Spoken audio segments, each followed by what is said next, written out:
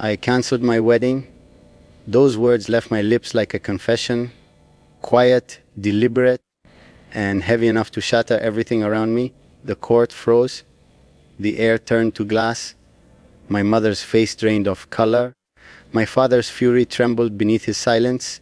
And yet, for the first time in years, I felt alive. It wasn't rebellion. It wasn't madness. It was truth, raw, reckless, and burning through my veins like wildfire. Because how could I vow my life to someone when my heart already beats for you, even in your absence? The world doesn't understand what you've done to me. They call it weakness. That the heir to a crown, destroyed an alliance that would have strengthened the throne. But they don't see the ruin you've left inside me. You haunt my every thought. You stain my every breath. I could marry 1,000 princesses, stand before 1,000 altars, and still your shadow would linger between us. I couldn't live that lie, not when my soul still kneels before you. They said love should be honorable, bound by reason and duty, but my love for you is neither. It's dark, unruly, and infinite. It doesn't care for names or crowns or promises made under golden chandeliers. It thrives in defiance, breathes in the chaos you left behind. I've tried to erase you, to cleanse myself of you like a sin, but you don't wash away. You remain, you burn, and I've stopped pretending I want to be saved from it. My mother's voice was the first to break the silence, sharp as glass, dripping with shame. She said I had doomed the family, disgraced our bloodline, all for a woman unworthy of my name. She doesn't understand. You're not unworthy. You're dangerous, and that's what makes you divine. You saw through me, stripped away the armor I was forced to wear since birth. You loved the man beneath the prince, and for that the world will never forgive you. Or me. Now the palace watches me like I'm something cursed. The servants whisper, the nobles sneer, the council murmurs behind closed doors. They think this is the beginning of my downfall, but they're wrong. This is my ascension, not to the throne, but to something far greater. You freed me from the cage they call destiny. The kingdom may crumble, my name may rot in history, but at least I will have chosen you. I imagine you hearing the news somewhere, your breath catching, your heart trembling between disbelief and fear. Maybe you'll think I did it out of anger. Maybe you'll tell yourself it's temporary. But deep down, you know it isn't. You've always known. The moment I kissed you, it was already written. There would be no one else. The crown can find another heir, but I will never find another you. They can lock me away, strip me of titles, tear down my empire brick by brick. I don't care, because everything I ever built lost its meaning the moment you left. I cancelled my wedding because there is no ceremony that can bind me to anyone else. You are the only vow I've ever meant, the only sin I'll ever commit again and again, even if it damns me for eternity. Everything felt like it had collapsed within me the moment I tore that invitation apart. The hall was filled with silence, broken only by the gasps of nobles and my father's enraged voice echoing in the background. But none of that mattered. My mind was consumed by the image of her, the one who'd made my carefully built world tremble with a single look. Every step I took away from that altar felt like defiance, like I was walking into darkness willingly. I knew what this decision meant. It meant war within my family, within the kingdom, within myself. But love this deep doesn't ask for permission. It burns, destroys, and rebuilds on its own terms. They will call me reckless, and maybe I am. But tell me, how does one stand at the altar for a woman he doesn't love when another shadow already lives inside his soul? I've been trained all my life to obey, to rule with reason, to never lose control. Yet every command, every lesson fades the moment I think of her. I see her standing in the storm, her eyes filled with both fear and challenge, like she knows exactly how dangerous loving me could be. And maybe that's what pulls me closer. The way she doesn't bow, the way she doesn't run. The queen will not forgive me for this. My mother's silence during the council meeting spoke louder than any curse. I know she's already planning her next move. She always does. Her world runs on power, politics, alliances. Mine used to, too. But what's the point of ruling a kingdom if I cannot even choose who holds my heart? I can live without the crown. I cannot live without her. She has already become the blood in my veins, the sin I'll never repent for. Tonight, the palace feels colder than ever. The chandeliers still shine. The music still plays for the guests who whisper behind closed doors. But I hear only the echo of her voice. Every corner reminds me of what I've done for her, for us. There's no turning back now. I've unleashed a storm and I can already feel it coming for me. But even if it destroys me, I will not regret the fire I lit, because for once I chose something real over duty. I can already sense the eyes watching me. The guards walk differently. The servants avoid my gaze. And I know somewhere in the shadows, spies are reporting my every move. They want to know where she is, the woman who made the prince disobey. I've hidden her away far from the reach of the throne, in a place where no one dares to go. And yet, the thought of her being discovered haunts me more than the wrath of my entire bloodline. She doesn't understand the danger yet, or maybe she does, and still she loves me. Still she looks at me like I'm worth saving. I told her I would protect her, but what if the real threat is me? What if the same hands that hold her could one day ruin her too? I've seen what obsession does. I've seen men lose themselves to it. But when it comes to her, I don't care if I burn in that madness. She's already in too deep, and so am I. Tomorrow I'll face them all. The court, my parents, the whispers, the consequences. They'll try to bend me back into their version of the perfect hair. But they'll never understand.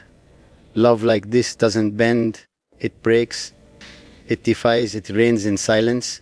And as long as she exists, I will not kneel, not to the throne, not to the laws of blood, not even to fate itself. I've chosen my rebellion, and her name is written across every piece of it. The night stretches endlessly, and I find myself wandering the halls of my own palace, like a ghost haunting his own mistakes. The torches flicker, as if even the flames hesitate to stand before me. Every whisper that reaches my ear feels like poison. Servants murmuring about the crown prince who defied an entire kingdom for love. I should care. I should be afraid of what comes next. But instead, I feel a strange calm, the kind that comes only before a storm so devastating, even the sky holds its breath. Somewhere deep inside me, there's a part that already knows. The moment I canceled that wedding, I didn't just abandon a ceremony. I declared war against every law that ever tried to dictate who I should love. My mother hasn't spoken to me since that day. Her silence isn't peaceful, it's sharp, deliberate, a weapon honed by years of royal control. She's a strategist, a queen who never loses. And yet, I've managed to shatter her perfect plans with a single act of defiance. I can almost feel her rage weaving through the palace walls like invisible smoke, plotting the next step, calculating which piece of my heart she'll strike first. But she doesn't know that this time, I'm not a pawn, I'm the player. I've watched her manipulate the court my whole life. I know every move before she makes it. But she doesn't understand. This isn't politics. This is love. And love isn't something that can be contained behind royal decrees or sealed with alliances. Every day, I wake up to the same haunting question. What will they take from me next? They can strip me of the throne, exile me, destroy my name in the eyes of my people, but they cannot undo what's already been written in my soul. I've already chosen her. I've already burned every bridge back to the life they wanted for me. My heart no longer beats for the crown. It beats for the sound of her laughter, for the warmth of her skin, for the way she says my name like it's both a prayer and a curse. That kind of love isn't gentle, it's violent, consuming, infinite. There are nights when I question whether I've doomed her by loving her.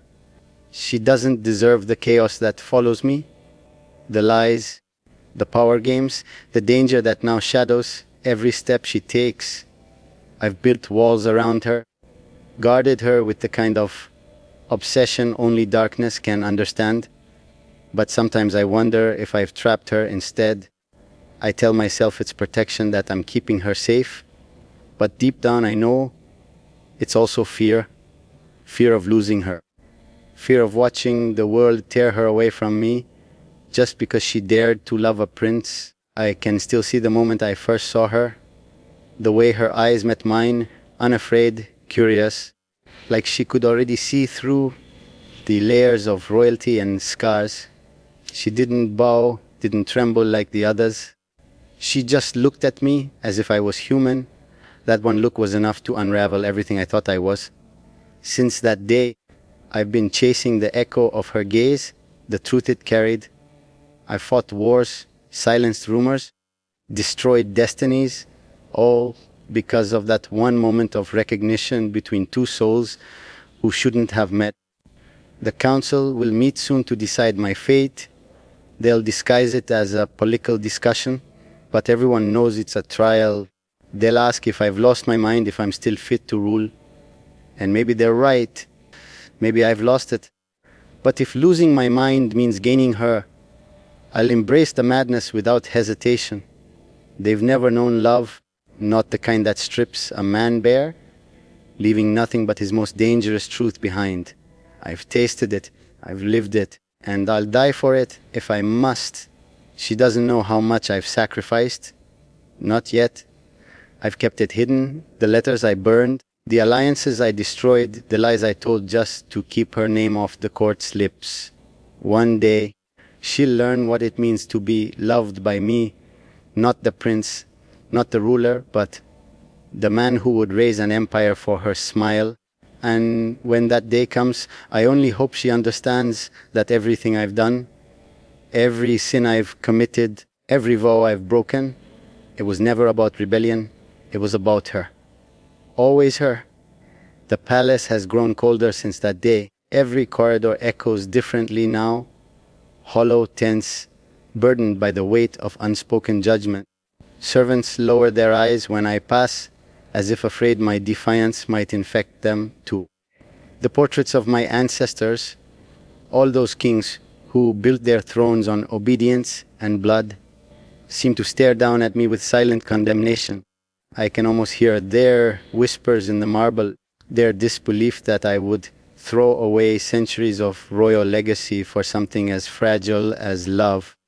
But what they never understood is that love isn't fragile, it's fire. And fire doesn't bow to stone. I've spent my life performing the role they wrote for me. The perfect heir, the obedient son, the untouchable prince. I smiled when expected, spoke when required, and killed every dream that didn't fit inside the crown. But the moment she walked into my life, all those rehearsed emotions began to crumble. She made me see the kingdom for what it truly was, a gilded cage built on fear and tradition. She didn't belong to this world of masks and thrones, and perhaps that's why I fell for her, because she was real, because she reminded me that I once had a soul before the crown claimed it. My mother calls her a distraction, a threat to the purity of our bloodline. She says I've brought shame upon the royal house. But it's not shame that burns in my chest when I think of her. It's power. The kind of power that comes from defiance, from loving what the world says you shouldn't. I've seen how my mother manipulates fate, how she pulls invisible strings around everyone, controlling their loyalty with fear. But she cannot control me anymore. Not when every breath I take belongs to someone beyond her reach. She can wage her silent wars, whisper poison into my father's ears. It won't change what already lives inside me. The court speaks of duty as if duty is holy. They speak of loyalty as if loyalty is love. But I've learned that duty is nothing more than a chain disguised as honor. They tell me I was born for the throne, but what if the throne was never meant for me? What if I was born to destroy it? To break the rules they worship? To bleed for something poorer than politics? For her? Every time I imagine her face, I feel a strength I never knew existed. A strength that terrifies me because it doesn't come from my title. It comes from the human inside me, the one I was taught to bury. Sometimes, late at night, I wonder if she still believes in me, if she still waits, still hopes. The silence between us feels like a punishment I've earned for bringing her into my cursed world. I know the shadows that follow me would devour her if they could. That's why I've hidden her name from every record, erased her from every trace that could lead them to her. But even as I do it, I know I'm lying to myself. Because you can't hide love. You can't erase a feeling that's already written in your blood. She is my rebellion, my ruin, and my resurrection. My father thinks I'm blinded by emotion. He doesn't understand that love and madness are often the same thing when you've been taught to feel nothing your whole life. He says this obsession will destroy me. Maybe he's right, but I'd rather be destroyed by something real than live forever inside a hollow crown. Let them call me foolish, reckless, unfit to rule. They can take the palace, the wealth, the legacy. All of it means nothing without her. They can strip me of my title, but they can never strip me of the fire she ignited in me. When the storm comes, and I know it will, I'll face it with her name on my tongue and defiance in my heart. The world may see me as a fallen prince, a traitor to my bloodline, but I will wear that title like armor. Because if love is rebellion, then let my life be a revolution. Let history remember me not as the king who ruled a kingdom of fear, but as the man who chose love over power. And if that choice leads to ruin, so be it. I was never meant to live quietly. I was meant to burn. The weight of the crown no longer feels like gold against my head. It feels like a shackle, a curse forged from centuries of control. Every breath I take in this palace feels rehearsed, as if the air itself expects me to follow the script written for me long before I was born. But I've torn that script apart now. I've rewritten my fate with every heartbeat that belongs to her. And even though the silence around me grows heavier each day, I feel strangely alive in it.